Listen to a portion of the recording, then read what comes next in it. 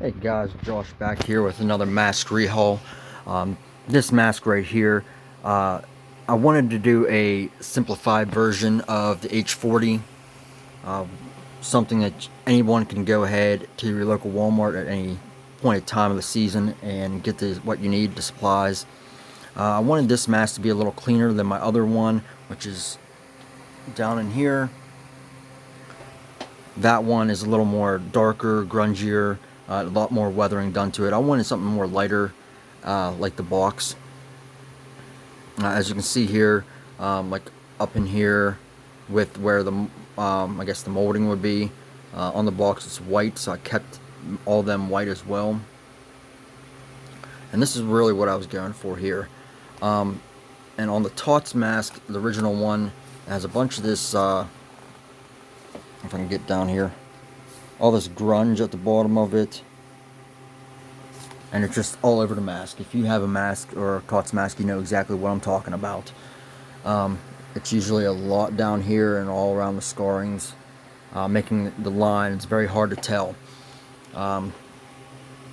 So first thing I'm going to do is go ahead and just show you everything you can walk into Walmart and buy today. And the big thing about this is I did not use any liquid latex. That might be something that holds a lot of people back from painting. A lot of people might paint the wrong way and have a bunch of cracking and everything like this. Now, I'm not saying this is prone to cracking because, like I said, there's no latex involved. But I will show you a few steps that maybe prevent major cracking, So the only things you'll really need is some water. These are the only 3 color paints I used. Light mocha, white, and toasted marshmallow. Toasted marshmallow and white or in the satin finish. You can use whatever ones you want. A little shinier, you go gloss if you don't want it.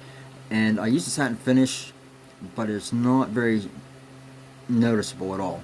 You will need some type of sealer. I use Mod Podge matte acrylic sealer. This is very important because you're going to be using it a few times. There's packets of sponges. That's for some weathering later on. You need the brush, and this is the brush I used. And this is a big important thing, is this box right here. And that will have your charcoal pencils in it. Yes, I did not paint any of those cracks at all. I just used the soft charcoal pencil. This will come with medium and hard. Medium and hard will not show up on these masks, so do use soft. And the regular graphite sketching pencil that comes in it, you'll need that as well. So the first thing you want to do on a base Tots mask is you need to define your lines and separate them from that grunge and all them scrapings and black marks you have everywhere. So you just want to go over them. Now if you want your lines thicker, you can make them thicker. This is where you can do whatever you want to it. I kind of just scratched at it a little bit, made the more defined lines defined. I did that all around my mask, everywhere I want to go. I even go down here. I did the chin, underneath here. So I do all them lines first. Now, a very important step is after you do that with the graphite or the charcoal pencil, is you want to seal the mask. So I sprayed sealer on it. I let it sit for about a half hour before doing anything else. The reason being is the next step, you can easily mess it up if you don't know what you're doing. The next step is the dry brushing. This is where I mix the white and the toasted marshmallow a little bit. What I do is I just go ahead and dip the very tip of it in. And I just have this towel, a regular bath towel. I dip it and I go all around it. And I just start dry brushing all over it. Now it's not a typical dry brush. It's more so just getting some paint and spreading it around. But you want to do it very, very lightly. And build up from it. The reason this will prevent some cracking because of it's such a light base, but it is enough to cover up. So spots that have that grunge, like down in here, up in here, you want to go over it a little more. And so also you have to go over it, maybe it took me probably about 45 minutes to go over the whole entire mask until it was completely covered to where, you know, certain things showed up. And you still see details through it as well. Now you'll notice that when you go ahead and dry brush, it's going to go ahead and cover up your original lines. The only difference is you will be able to distinguish the lines between all that scratch marks and all that gunk that was on the mask originally. So at this time, after you let it dry, which if you dry brush it and you do light applications the whole time, I did not stop at all between my dry brushing. I just kept going. I'll do this side and then this side and go back and forth until it was covered completely to where I wanted it. You want to go back over with the charcoal pencil and redo your lines. The good thing about this is if you messed up on any lines beforehand, you now have opportunity to maybe sharpen your pencil, get thinner lines, but you'll also still have some of this blending in, like underneath it. It's a little gray. That's part of the some of the lines are thicker than what I originally intended. So after you go over all your lines again, I went ahead with the graphite pencil, and everybody's gonna be like, well, what's a pencil for? Well, you go right on the tip of any of your lines very lightly, like right here. And I did that for almost all my lines. Here you can add, if you can see in here right there, some scratching done. You can just scratch at the pencil a little bit, not too hard because you don't want the paint to come off. If your paint's still wet at all, it's not going to work, so you want to make sure it's dry. This is shading from the pencil. This is shading from the pencil. As you can see down here, some more. And then in here, there's a bunch of lines and everything. What I used the pencil for was to just basically kind of give more depth to the white. This makes the cracks look like they're in more, especially with the cracks that aren't actually maybe sculpted into the mask. Now this was a very good pull to begin with. I was kind of hesitating on making it a rehaul or keeping it stock because it was such a good stock mask. But I did want a whiter version maybe for Halloween. So I went ahead and, like I said, just go very lightly over each line. And it kind of gives it that distinct look that it's in further. And as you come out of the black, it goes to gray and then the white. So that's where this pencil comes in. You definitely see it on here as well. Just that fine little detail in there, and that's what will give you some of the cracks to go. I also used it for all these, I don't know what you want to call them, mold marks. Just kind of thin, lightly. You very rarely are going to actually use the tip of the pencil. The only time you're going to use the tip of the pencil if you want to make extra scratch marks for underlying wrinkles to it, and to go back over these ones. I went very, very lightly with the charcoal pencil at first. When you dry brush over, you should be able to see them very faintly because this area right here doesn't need much dry brushing. Then you can go over it with the pencil and just add a line to it. I apologize for my out of focus. Same down here with the in the chin area. It just gives you kind of the wrinkly look as well. So you can see this is all pencil right in between here, but it gives it that depth you want. Same with the brow. I just went up deep and I went all over it with the pencil. You also notice that there's some marks here.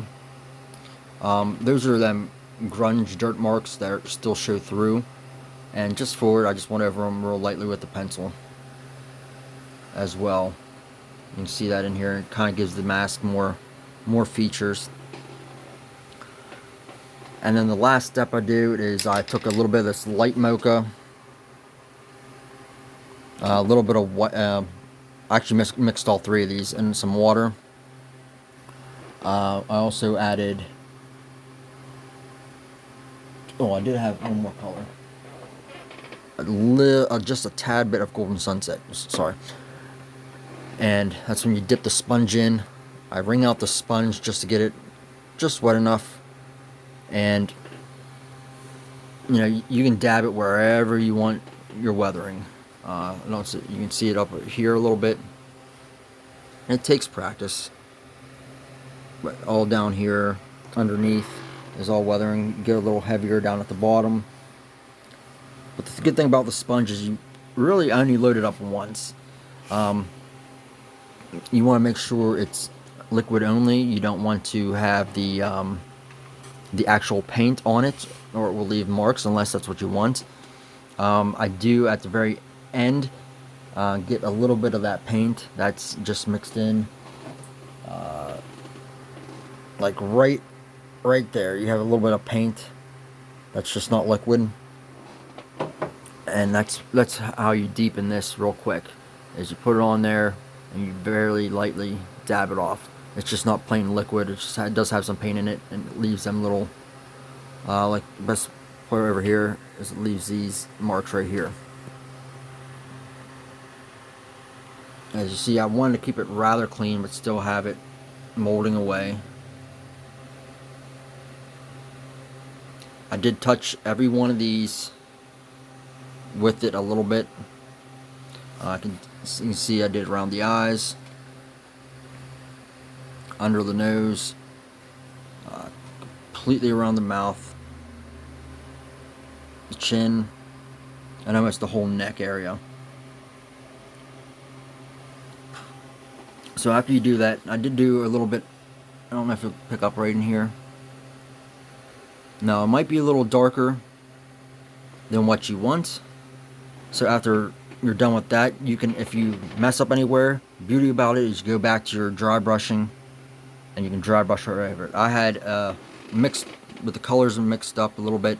It was like a very almost ugly yellow, like a real dark yellow right here, and I just dry brushed over it a few times, and that's the look that it's going to give you.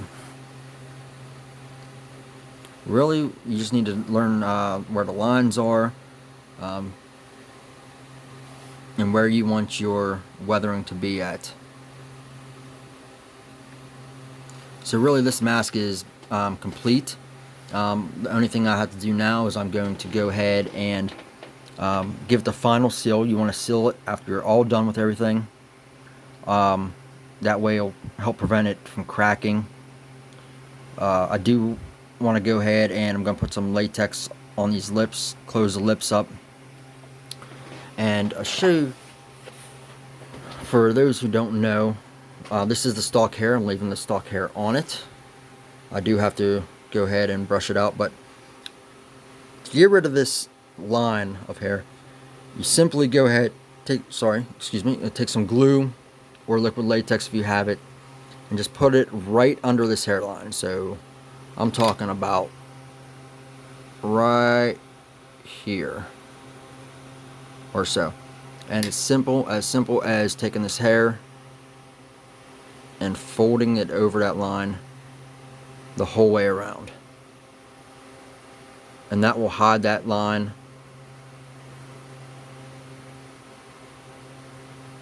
and still maintain the look. So I did not remove the hair. Like I said, I wanted to do something really quick and easy that anybody could do. And another thing afterwards is when you have that dry brush, if you can get the dry brush to the point where very little's coming off, you can go over your lines again, which I do because I hate the real deep dark lines. So I went over them again, and that's what the look you kind of are getting here. That is still, they're still kind of, they're noticeable, but they're very subtle. I wish you guys could see it actually in person. It looks a lot better. So yeah, the only things left to do with this mask is I'm gonna go ahead and close up the mouth. I'm going to do the hair, seal it, of course, before all that. I'm going to seal it, then do the hair.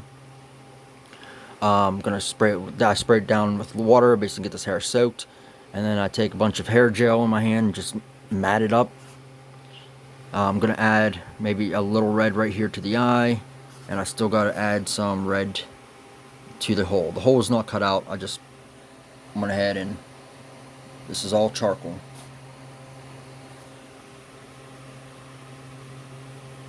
So yeah, I hope this video helps a lot of guys that are on say a budget, or just, you know, not very good with a brush with the lines. I'm not very good with it, so finding this technique and finally finding out that this works to make a decent mask. Now, like I said, you can go ahead and weather the whole thing. After you can go ahead and do any type of weathering wash you want. If you want a darker version, a more tan, leathery looking type version, you can do that. But like I said, I was going for a very clean cut white and black basic look to this mask, and that's exactly what I got here. So I hope you guys liked the video. If you have any questions about it, go ahead, you can DM me, comment below. But yeah, just like I said, just wanted everybody to be able to see that, you know, without the liquid latex, without mixing the paint, you can have a nice mask. I'll also maybe make an update video, because I know a lot of people might be worried about cracking. I've been manhandling this guy a lot.